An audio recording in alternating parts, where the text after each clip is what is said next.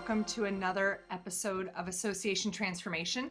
This is our growing and expanding inspirational conversation about associations and nonprofits and the challenges that they're facing, the innovations that they're taking on, and all of those new and exciting technologies. And Andrew, I'm trying to think of all the things we committed to saying in our birthday episode. This is the new frontier for associations that we're tackling. I mean, is that fair to say? It is. That's what we're talking about. We're talking about the new opportunities, the way we're going to embrace opportunities to grow, the way we're going to embrace opportunities to diversify how we engage and add value to our members. Yeah, that's what we're all about. Perfect. Well, you are here, Consort Strategy and Brewer Pratt Solutions. We continue to collaborate to bring this conversation to everyone. This is our 40th episode. I mean, not to brag on another milestone event, but birthday episode, now 40th. I mean, what can I say? What can I say? And am I right in thinking that yesterday was Independence Day? You know, it's pretty special for us. Yeah. I mean, do you mark it on your calendar? We do. We do with mixed feelings. You know, should we just march back in there and take it back? I don't know. I'm just putting it out there. Hey, don't make me send Meghan Markle back. Okay, don't make me do it. Don't make me send her. I will weaponize her, and she will be back over there in a minute. Stop it. Seriously, we have a great guest. Let me get to this. But we did talk in our birthday episode about tackling the new future, and I think maybe in retrospect, we now have come to appreciate just how important communications are, and the messaging and the narrative that you tell, and the information that you share with your membership and the broader public. So we have a very special guest. I'm excited to introduce a longtime friend of mine and a collaborator, Shannon Rodacher with Remember Marketing. Shannon, thanks for being with us today. I know it's early.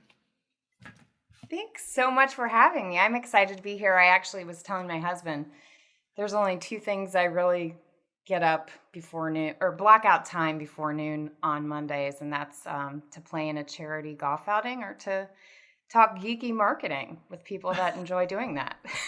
So put your geek hat on. We're geeks. We're nonprofit geeks, and we're ready to talk. We're ready to talk communications. You've kind of created and curated this new communications audit type experience that clients and organizations come to you for to help get a better understanding of their communications products, their communications purpose, and really their communications potential. What are organizations coming to you in search of? Well, that's a great question. And basically it's just getting a outside perspective of what they're doing. I think we all end up having a little bit of, we all really need audits, basically. I mean, I could use some in my private life and my relationship life. But who can handle the truth? I mean, the word audit itself. I mean, exactly. I want to do a Tom Cruise, like, you can't handle the truth. But we won't do that. We won't go into impressions on this. Oh, God. Andrew, don't even roll your eyes and shake your head like that. God, He's so judgmental. I'm totally not.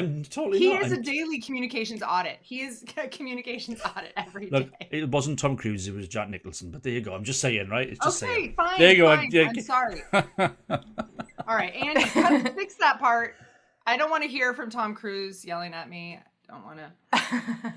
Oh, goodness. But seriously, these last 15 months, between COVID regulations and requirements and rules and helping members navigate these crazy times, associations have had a special opportunity to maybe even communicate more than they ever have, maybe even over communicate in a strategic way.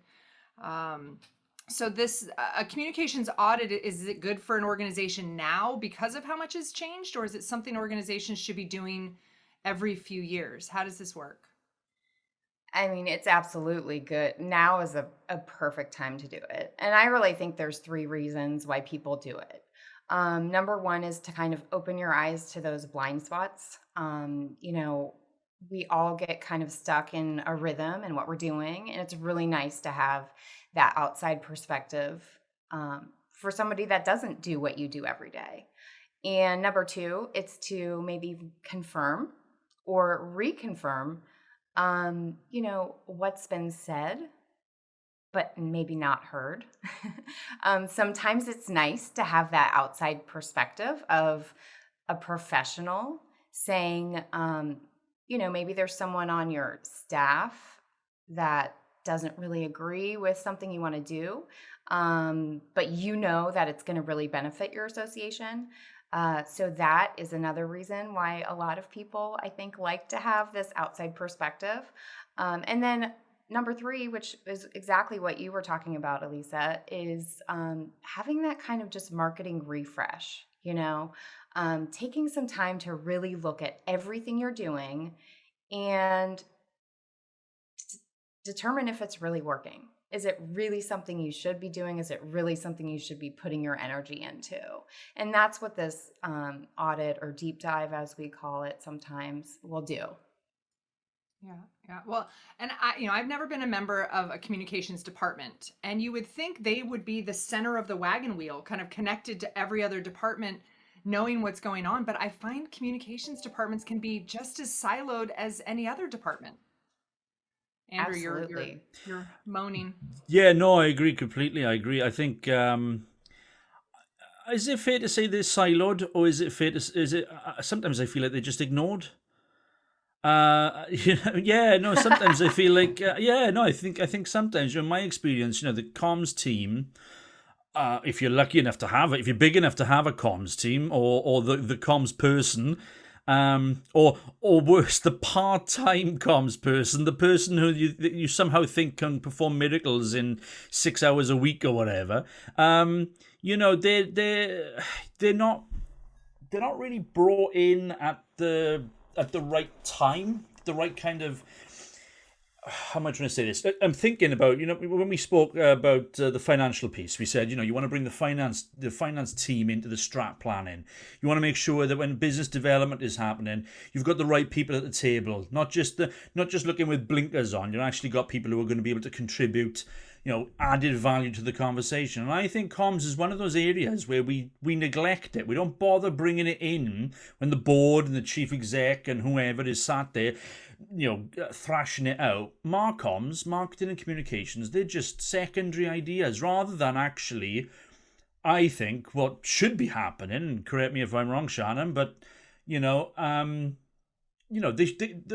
comms people need to be at the table at the inception and right through any kind of project process or strategy development, etc. So I don't think it's fair to say that they'd be working in silos. My experience is they're just ignored until the last minute, when invariably a really unsophisticated response to the comms team is, can you tweet that for us, please, and make sure that everybody in the world knows that we've done this amazing thing. So it's Marcom's Independence Day. Marcom's Independence Day. Shannon, am I being unfair? What do you? What do you think? I agree with that, but I do also agree with the perspective that Elise was bringing up. Is that one of the biggest things that we see is a lot of these departments aren't talking to each other. There's not good communication across organizations. One person's doing one thing in a marketing department, mind you. Maybe there's 10 people on the team. The other, one person's working on a project. The other people on that team don't really even know what they're doing. So that is a huge problem. And that's a lot of times uncovered in these audits. It's really valuable to kind of take a little survey of the staff and find out that maybe they don't even know the purpose of the communications activity that they're working on. Maybe they don't even know that the target audience that they're really trying to reach with it. And that's a big problem, as you can imagine. So when you conduct the audit, you're looking at both internal and external communications then. You're not just looking at the kind of external marketing piece. We look at a lot of stuff from the top down. And it starts with kind of your mission and your purpose in what you're doing. And it goes all the way down to how well your team's working together and communicating about that, about that end product. So that all impacts, the final piece. And that's We have a 10 checkpoint checklist of items that we look through. Well, and I think about that ideal world that Andrew describes where the executive would bring in the communications team, the Marcom's leadership to be a part of strategic planning or the initiation of a program or a campaign instead of just dropping it on their laps afterwards and say, here, go communicate and market this.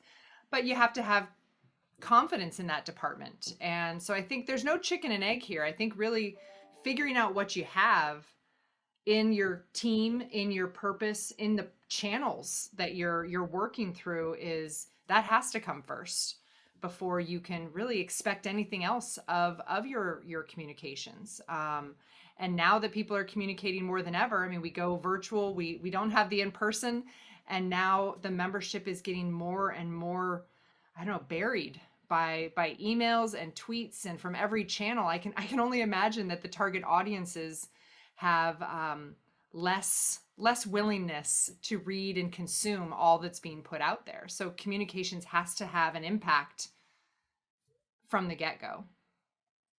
Don't you think audiences are more exhausted by all Oh, I this? think it's just white noise. I think it's just white noise now. The amount of email traffic, tweets, LinkedIn posts. My phone is constantly pinging to tell me there's something else. Someone has liked something that someone else I didn't even know mentioned me in, something that I don't care about. It's like, What? right, You okay. got 5 likes? You only get 5 likes. No, 5 is my maximum. 5 is the limit maximum I've ever had. Normally, I average about 2 likes per anything I ever see. Andrew, I'll start liking all your stuff now. Thank you, Shannon. Thank you so much. That's so Thank you. nice. That's so kind. It means a lot. It means a lot. Yeah, me and his mom and Shannon. See, you're up to 3. My mom. You're up to 3. If you're nice, if you would be nicer to Andy, he might start liking your stuff. Yeah. Okay. No. I think I'm shaking Not his head. worth it. Not worth it. Can I talk though? Because I think one of the things I struggle with is this difference between marketing and communications. I think we use the language interchangeably. We talk about it as though it's the same, and we know it. We know it's not, but I'm not sure if somebody said to me, articulate for me, Andrew, how they're different. I think I'd struggle. I know they're not the same, but how are we understanding? How do we understand, or how do we help associations appreciate the differences? Tell me, what are the differences actually? Give us the definitions here. So this is the way I look at it, and correct me if you think it's completely off base, but I have always thought that marketing is kind of that umbrella that everything else falls under. So sales is under marketing. Communications is under marketing. Everything you do to market a product or service falls under marketing, in my opinion. So I use marketing as kind of that overall term of anything you're doing in communications, in trying to get your product or service sold. I guess if I had to draw that out, I guess I would have done it the opposite. I guess I would have thought communications was the umbrella, but maybe, I don't know. Interesting. Maybe, as long as you have it, maybe it's an organizational decision. As long as you have a definition and everyone understands what it is, maybe that's the enough, point. yeah. We don't need to decide whose is right. Yeah. But I think to Andrew's earlier point, it's not only external communications, it's internal. I think of how do we communicate things to the board? How do we define new initiatives and new undertakings to staff and to membership? There's so many audiences these days and so many channels. That's why I think an audit like this would just help provide you an inventory, for God's sakes, an inventory of all that you're doing. Absolutely. So within that context, is less more?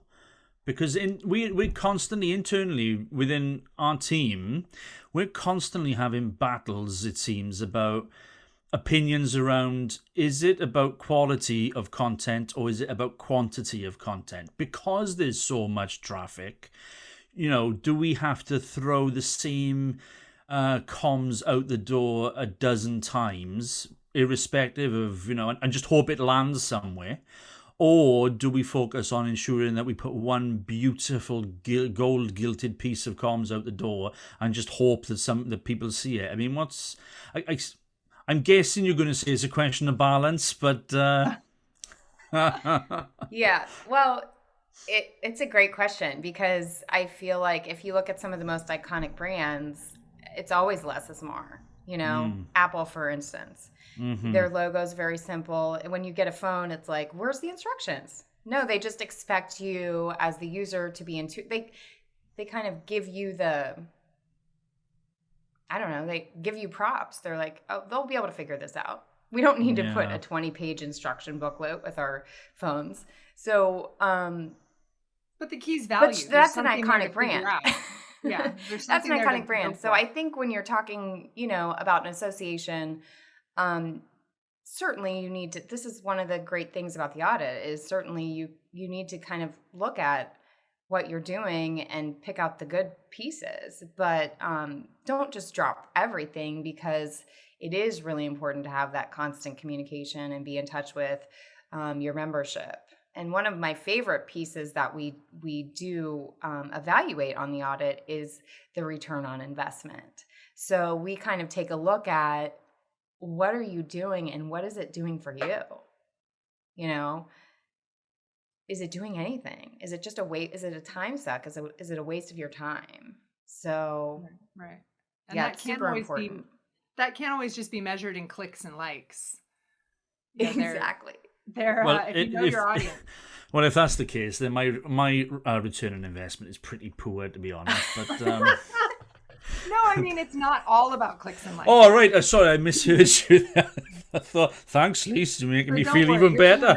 Your value as an association expert, your value as a human being is not based on your likes. Thank you. Don't give up hope. And yet those do seem to be the metrics that most organizations that I've worked with worked for. They seem to be the metrics that we focus on.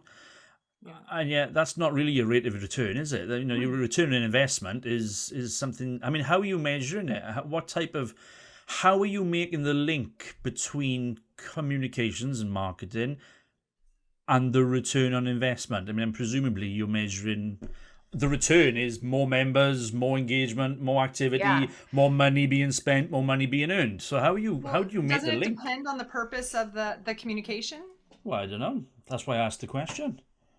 A lot. It actually differs between every kind of organization that we're working with, but we look at the numbers. How much are you spending on a certain, let's just say an email that you're regularly sending out. Yeah. And you have, the cost of that and the cost of the database and then the cost of the time of somebody putting that together if it's on a daily basis or whatever it may be. And then, how many people are actually looking at that?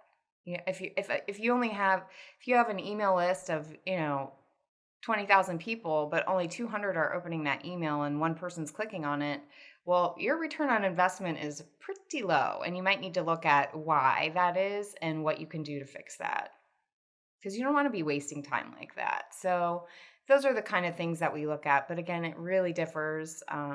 We kind of have to customize the audit for each organization we work with because some organizations just want to look at a specific product or service that they're offering, and then some of them want us to kind of really look at everything. So it really depends on what we're getting under the hood and taking a good look at. But what I love your company name and how your logo works. It's remember marketing, but the member part is in caps. It's remember marketing, and I know that everything that you look at is with that member mindset, because we can churn out. To Andrew's point, is it more is more? No, this isn't about just putting stuff out. It's about understanding what your members need, what they're looking to you for. And having that membership mindset. But are you telling clients, I mean, is there a point at the end of this audit where you're saying, all right, you guys got to get rid of this, or you got to spend more money here? I mean, what are they looking to this audit to tell them, at the end of it all? So there's always some really big final recommendations, and it may be to cut out a certain product, email product, or maybe they're doing a bunch of series of things that really aren't resonating. So we put at least 3 recommendations, like hard recommendations on what they should do after the audit. And then, obviously they can take it or leave it, but yeah, we do give pretty hard recommendations on how they can improve. And this is so timely because I'm kind of a podcast junkie too, and I was just listening to a podcast last week, and there was this Harvard professor on talking about how feedback is a gift, and we don't always think of it that way, but it's really a gift. And I thought, wow, this really makes me feel differently about my mom all of a sudden. all the feedback she's given me all my life, that I've been like, oh man. But yeah, it is a gift that you can really give your organization, give yourself, because it's hard for people to give you that feedback that's going to actually change and improve what you're doing. Yeah. Gosh, Andrew, I don't know if we could handle an audit on association transformation. I mean, it's so pristine and well-intentioned and thoughtful. Yeah, well, I knew it wasn't us she was talking about when she said she was listening to a podcast, because, well, we'd need listeners for a start, wouldn't we? Stop it. Hey, I have listened to your podcast. I love it. And as you know, I love your accent. I could hang out all day with a great accent. Here we go. Yeah. So go on then. I want to hear it, because apparently, dear listener, let's contextualize this. Go on, at least tell me. We vet our guests. Yeah. Pretty seriously, and we always ask them for their talent. And Shannon let us know in advance that she has a very special talent, and she's quite proud of her British accent. Wow. So I think this might be a great opportunity. She's going to try and qualify it. She's going to try and qualify it now. It's been like, So I used to. So here's the. I don't think I have a Brit. I don't know what my accent is. I'll just throw it out. But I used to do this when I was younger for fun. We would just like go shopping, and we'd just talk like, we were from somewhere else. And told you. Yeah.